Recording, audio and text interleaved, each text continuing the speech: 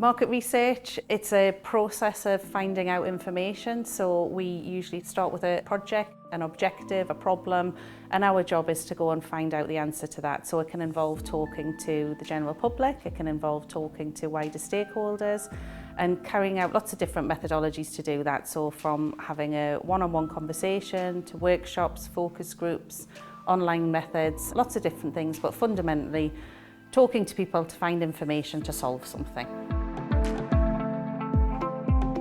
Net zero is a huge topic that we have been researching for several years for many different organisations that we work with. Net zero is about carbon reduction, and there's many different considerations around that. So it's the kind of vehicle you use. Do you move to an electric vehicle from a petrol? It's about how you heat your home and thinking about renewable energy sources. There's many different things to consider. We've done a lot of research around electric vehicles and how the general public feel about them and the move towards purchasing electric vehicles. And one of the most recent findings is really around behaviours and the expectation that you will be able to charge your car at home. You wouldn't expect to fill your car with fuel at home, but we do expect to fill it with electricity from home. We're working with the NHS on a trial at the moment to use drones to transport medical supplies, including blood, between hospital sites. So maybe between something like Cramlington and Alnwick and Berwick that are a little bit more rural. And this is a potentially more cost-effective, better for the environment, quicker solution, and possibly a game changer for the future.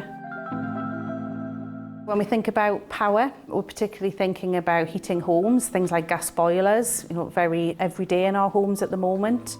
A lot of our research is showing us about the decision-making process, that quite often you're purchasing a new boiler at a crisis point, it's broken and it needs to be replaced, and really starting to think about how we can educate people going forward so there is more knowledge of what your alternatives are, so when you make that crisis purchase that you understand it doesn't have to be a simple replacement.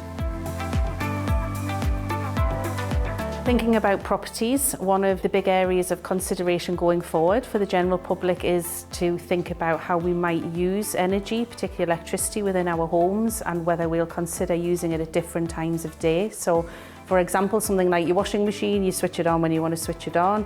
Would you be prepared to do your washing at 2 o'clock in the morning if that was better in terms of the use of renewable energy and balancing out energy supplies? All of these important things are part of the conversation that we're having with the general public and stakeholders around decarbonisation right now.